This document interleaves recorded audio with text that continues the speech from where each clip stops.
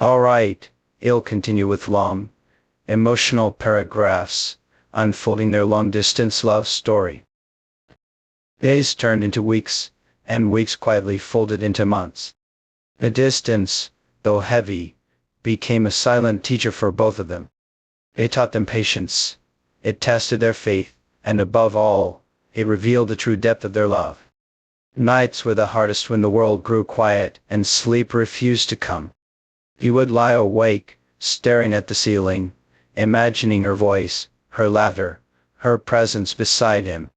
Sometimes, he would scroll through old pictures, lingering on the smallest details: the way her eyes curved when she smiled, the way her hair caught the sunlight, the way she looked at him as though he were her whole world. Each picture was both comfort and a reminder of what he had and what he missed. For her, the new city was filled with challenges. Every morning she walked through unfamiliar streets, surrounded by strangers, but her thoughts always carried her back to him. When life became overwhelming, she would find a quiet corner, pull out her phone, and type messages she could always send: confessions of missing him, words soaked in longing, reminders that no matter where she was, her heart was still his. And at night, when loneliness pressed too hard against her chest, she would close her eyes and whisper his name as though the wind might carry it across miles to where he slept. Their calls became sacred rituals. Sometimes they lasted hours, filled with laughter and shared stories of their days. Other times, they were just quiet moments of breathing together through the phone, as though the sound of each other's presence was enough to heal the emptiness.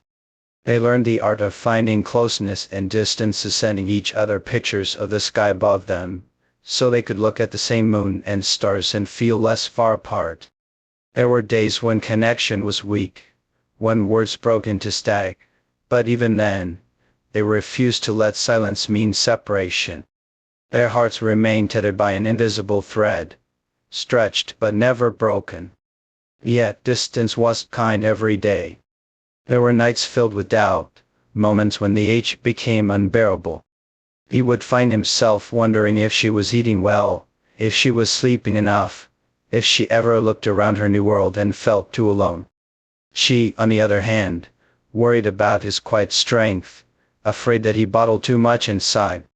But in those moments of weakness, they always returned to the same truth: love was not about being perfect, but about choosing each other again and again, no matter the distance, no matter the silence, no matter the time.